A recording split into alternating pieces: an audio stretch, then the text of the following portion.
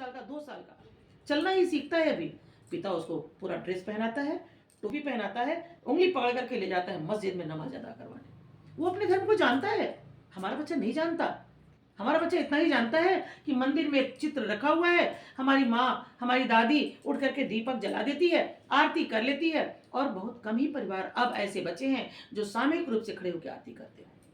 कोई कहीं है, कोई कहीं है, किसी का ध्यान ही नहीं है इधर। हम बच्चों में परंपरा लाएंगे कहाँ से? ये हमारे छोटे छोटे नौनिहाल बच्चे अगर पाश्चात्य संस्कृति के रंग में रंगते जा रहे हैं तो ये मीडिया वो परोस रही है जो बच्चे आज बनते जा रहे हैं। और ये बहुत खतरनाक है, अच्छा नहीं है, ना हमारे हित में है ना बच्चों के हित में, दोनों के हित में नहीं है। आज एक प्रवचन सुन रहे थे, उसमें कह रहे थे महात्मा जी कि आयु दर इतनी घट गई कि आप जैसे लोग देखने को नहीं मिलते, अब तो नहीं मिलते। और शायद ये जो 20वीं पीढ़ी जो हम लोगों की पीढ़ी है, हमारी पीढ़ी भी उस उम्र तक नहीं पहुंचेगी। और इन बच्चों का तो क्या ही कहें। तो क्या हम ऐसा ही कुछ बोएंगे, ऐसा ही कुछ करके समाज में जाएंगे?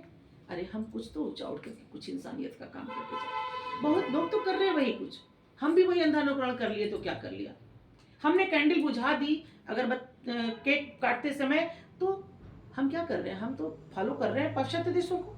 हमारे देश की भारतीय संस्कृति, हमारी परंपरा कहती है, हमारी परंपरा कहती है कि दीपक जलाओ।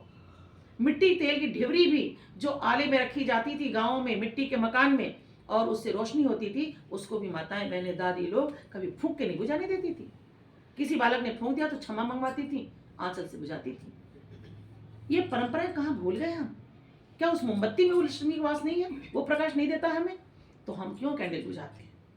क्यों उसका अंधा अनुकरण कर रहे हैं? क्यों?